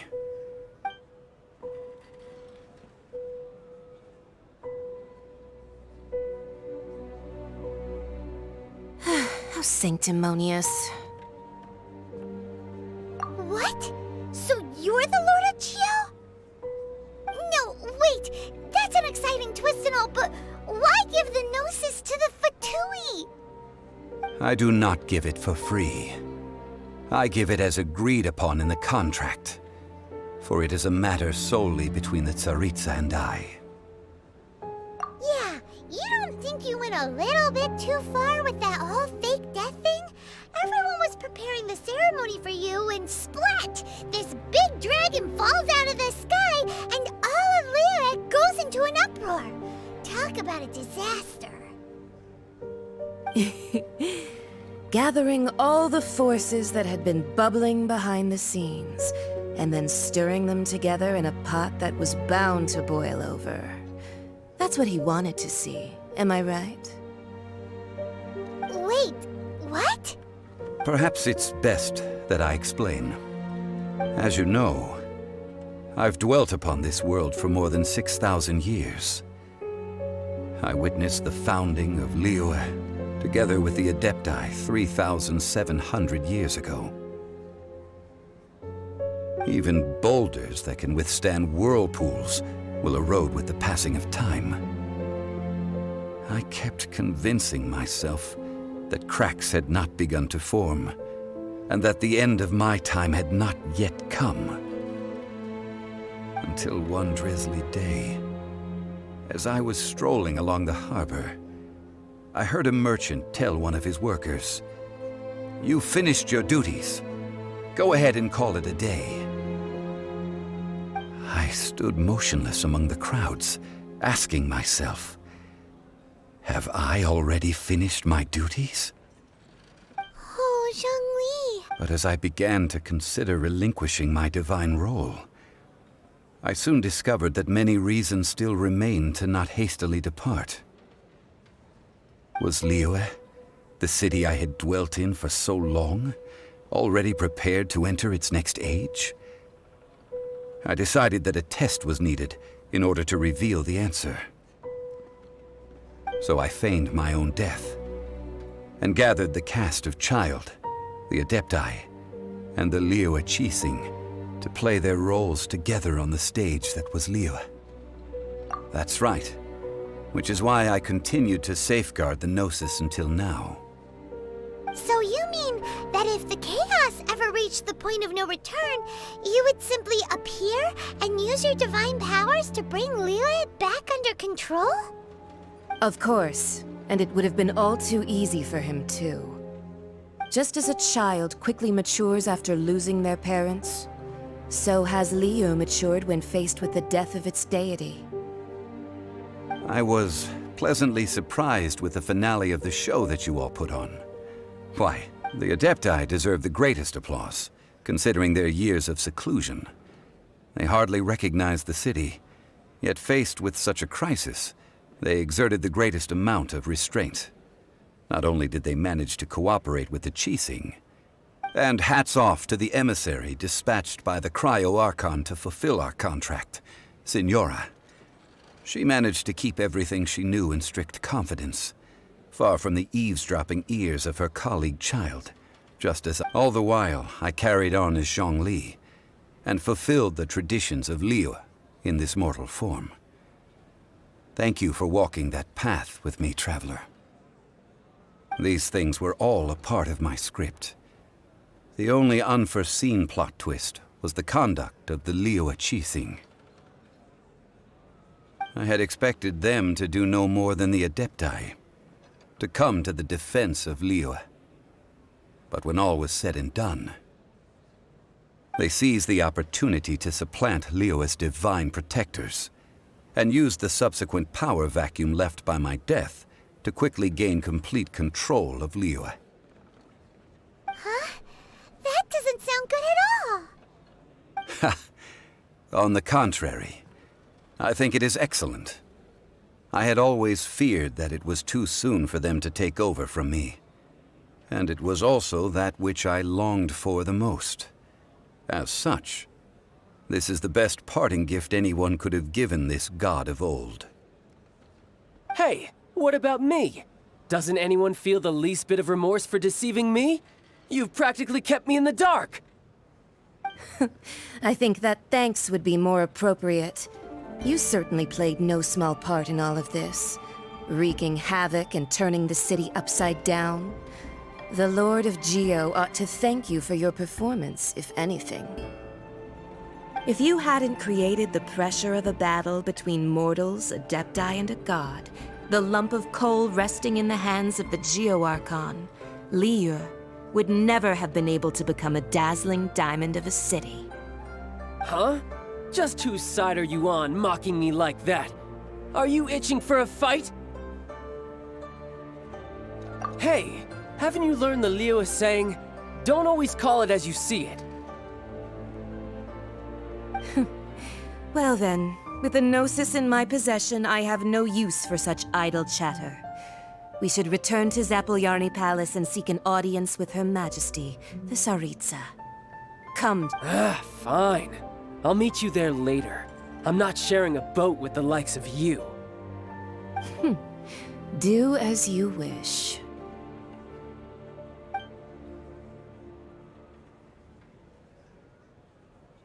Now then, is there anything else you wish to ask me?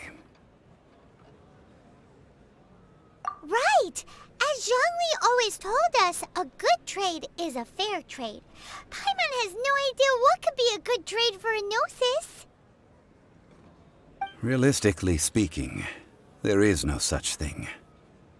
Huh? However, I am the god of contracts. For thousands of years, I have made countless contracts. If the deal was of no benefit, then I certainly would not be inclined to agree to it.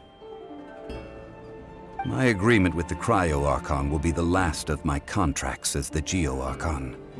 My contract to end all contracts.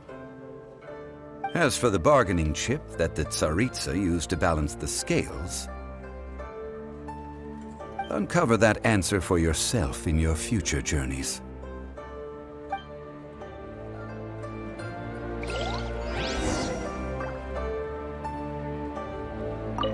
Paimon can't absorb so much information at once. So, Zhongli, what sort of contract did you sign with the Cryo-Archon? Paimon's so curious. One of the clauses of our contract was not to divulge any of its contents. Ugh, you're so petty. Paimon can't... So... One of the...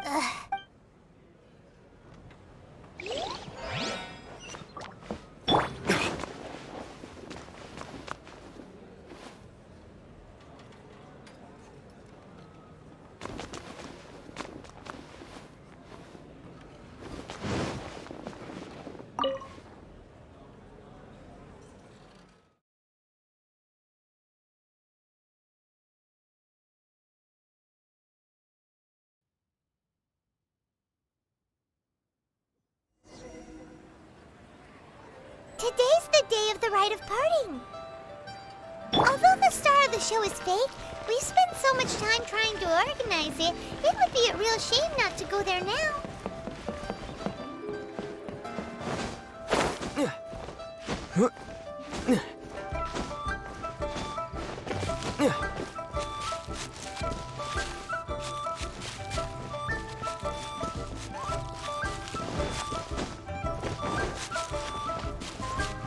Well, since we're going through with this rite of parting, I guess it means that those rumors hit the nail on the head. So Rex Lapis is really... But they didn't catch the culprit, did they? Oh, come on. Do you think that the assassin could have been a normal person? You know what I think? I don't think any of the gossip on the streets you hear from those shady types is worth anything. There's only one real possibility in my mind. I've heard that the assassin was that Fatui fellow. Youngish, pretty high in rank. I think they called him Child. Fatui? They certainly are very suspicious. Who knows what those greedy, crooked folks... Shh! Lower your voice. If the Fatui catch you in their sights, Rex Lapis won't be around to protect you this time.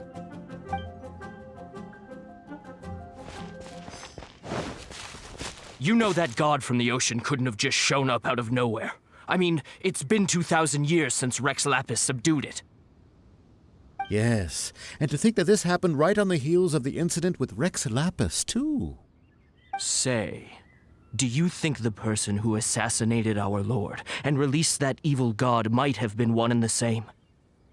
Now that you mention it, that's very possible. Yes, it's very possible indeed. I mean, it all fits together. That person must have colluded with the evil god to harm Rex Lapis.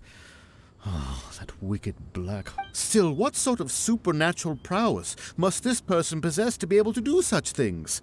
I have never heard of such a person in all my years. Ah, forget it. Guessing's no use to us. Look, the Millilith over there looks like he's about to make an announcement. Let's hear what the Ministry of Civil Affairs has to say first.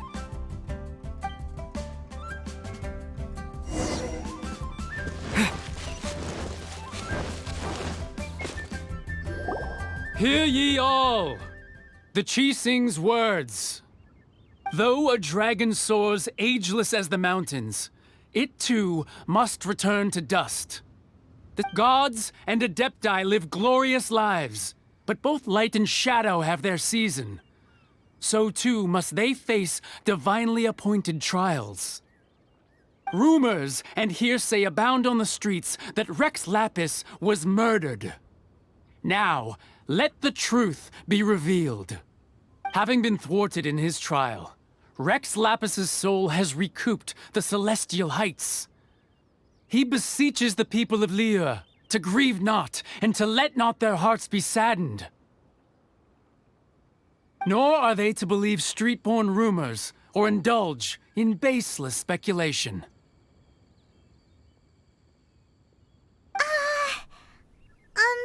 Paimon needs a translation on what the Qixing's announcement said. So that's how they're spinning it. Something feels off. Why would they suddenly give up looking for the murderer? Not to mention how this excuse sounds like something they just made up on the spot. Could the Qixing already have known that Rex Lapis wasn't dead? But Zhongli said that neither they nor the Adepti knew anything. Did Zhongli tell them in secret after his gnosis changed hands? Exactly, right? Ooh, seems like the rite of parting has been going on for a while now. Let's go have a look.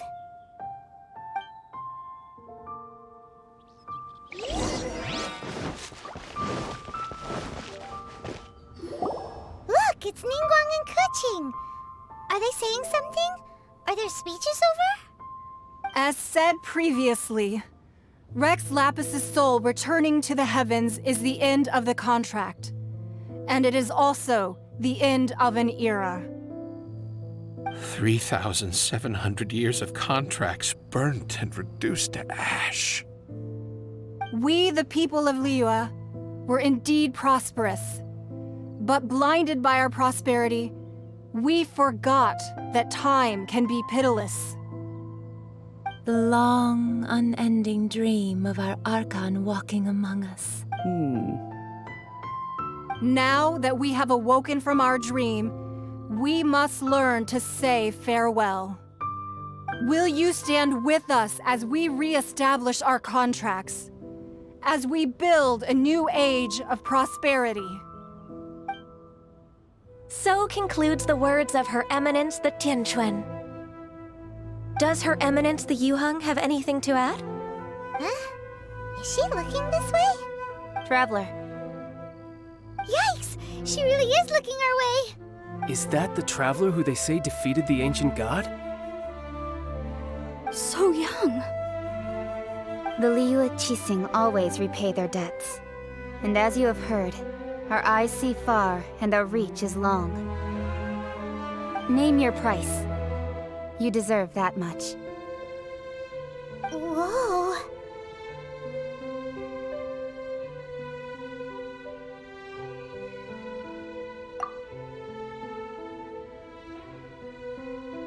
Well, could you help me put up some missing person posters?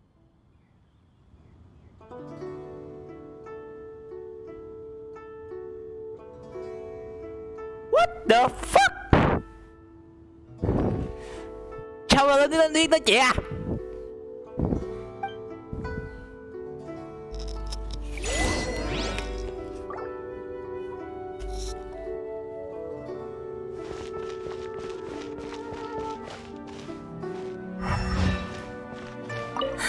And to think I'd put my best perfume on before coming here, thinking you'd like it. But it seems as if those perfumes really were meant to be offered to Rex Lapis. Well, that's fine. Suffer no rivals in love, they say. And that's 3 gone in 1 stroke.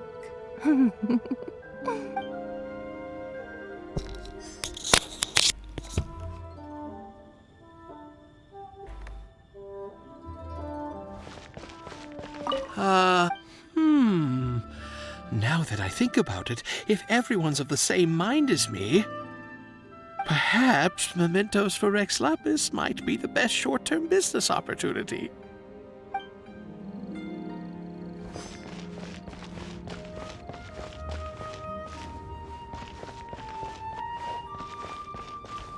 Roping you in was possibly the most masterful move we could have made. I believe that future generations will say so too when our deeds come up for their review.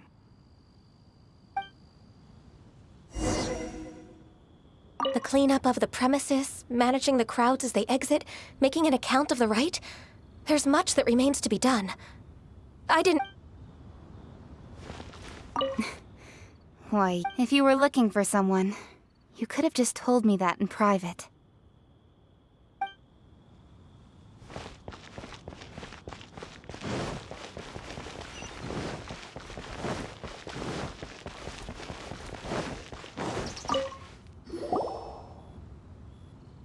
Hey, Zhongli!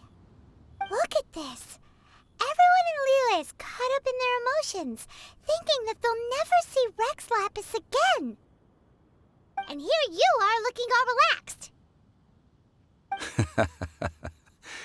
Why would I not feel more at ease after laying down the burden I have borne for 3,700 years? Right. If the 2 of you can spare the time, I should treat you to a meal at the Xinye kiosk. Ha! That sounds like big talk, Zhongli. Paimon might have believed you if you were treating us to some 3rd-round knockout, but you'd have to pay out your nose just to stand inside Xinye kiosk. You're right. I do lack the Mora. But why would Morax lack Mora? As the Rex Lapis Morax, I can easily create Mora. But since I have chosen to walk this earth as the mortal Zhongli, I should abide by the same rules that mortals do. When I was journeying with you, though I still had the Gnosis in hand, I knew that I must soon retire from my role as an Archon, so I had to rehearse a little for my new life. Oh, no wonder! gets it now. You didn't look at the price tags when we were spending because you've never had to. But since you weren't used to not being able to just make more mora as and when you wanted to, you had to try becoming a parasite to society who lives off of other people's credit. Well, we were only spending Fatui money. You don't have to say it like that. In the City of Commerce, we do not merely exchange money or goods. We also exchange knowledge, memories, and foresight, as well as positions, roles, and lives. The Archon Morax could never experience life as the true mortal Zhongli could, no matter how many times he descended to be with his people. I will treasure the memories that I made as Zhongli, traveling the streets of Liyue with you. That is true. But there is no journey that does not end. No meetings without partings.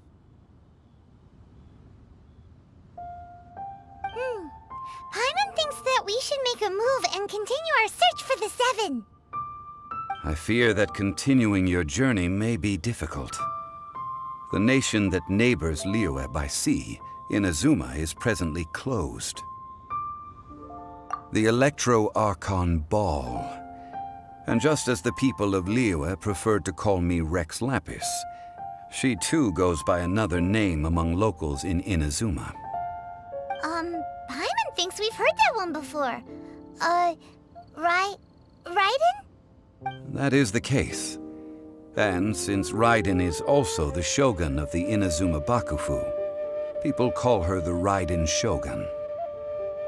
That said, though people at the wharf were saying that the situation in Inazuma is very tense, Paimon doesn't remember that always being the case. It wasn't that bad last year. Zhongli, since you're Rex Lapis, shouldn't you know something about what's happening there? Just how did Inazuma become a closed nation? It's because of visions. Visions? When faced with circumstances beyond their control, humans often bemoan their lack of power. But if a person shows true strength of will at a desperate and fateful moment in their life, the gods will look upon them with favor. This is what visions are. Magical foci bestowed upon those who have been acknowledged by the gods. Uh-huh. That's how people in Teyvat see it. But starting from last year, the Raiden Shogun began promulgating the Vision Hunt Decree. Vision Hunt Decree? Yes. It was an order to seize all visions within Inazuma's borders, and to inlay them upon the hands of a statue of the 1,000-armed, 100-eyed god. They want to seize visions. But why? Aren't visions blessings from the gods? I should think that in the Raiden Shogun's eyes, it is precisely because they are divine blessings that they should be under the sole dominion of divinity. Whoa, that's harsh. The Animo Archon is the god of freedom, and the Geo Archon is the god of contracts. For her part, the Raiden Shogun is the god of eternity. It seems as though she has finally decided to eliminate any unstable elements that could pose a threat to her eternal realm.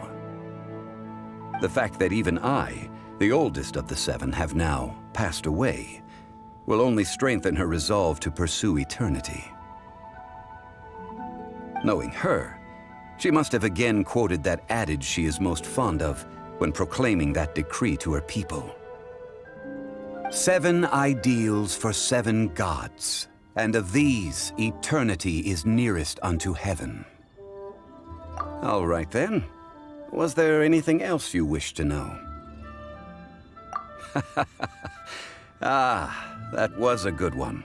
Failing a divine trial.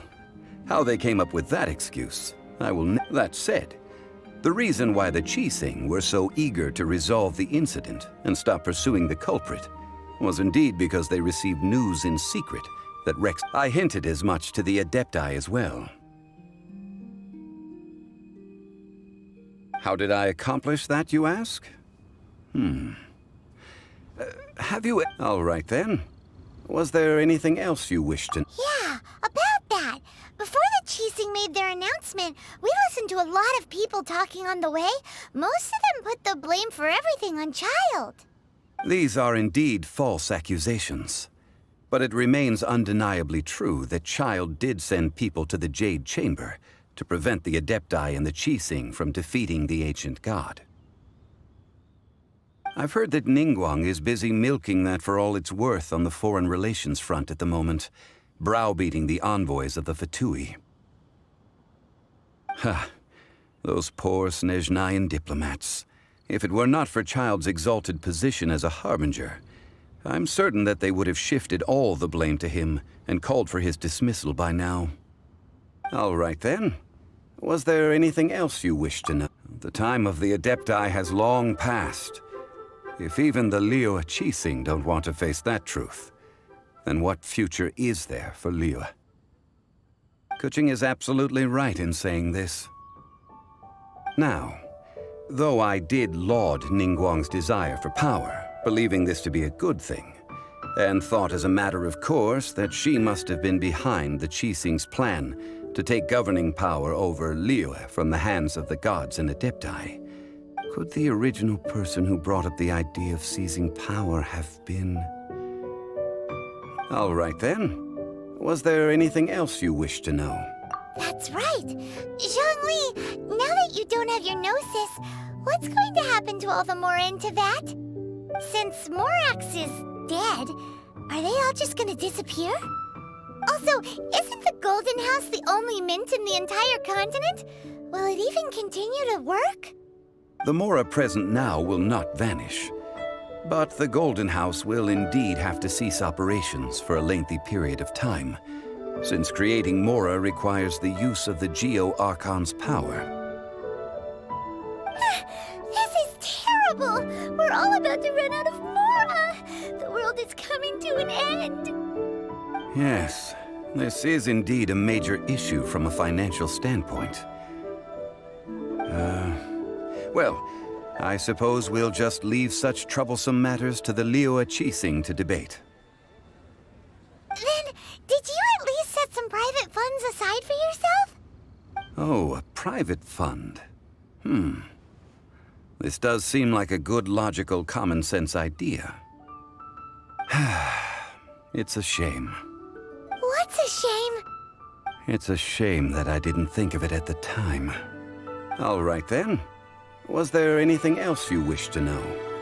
Well then, I suppose you'll have to find a way to get inside this closed nation.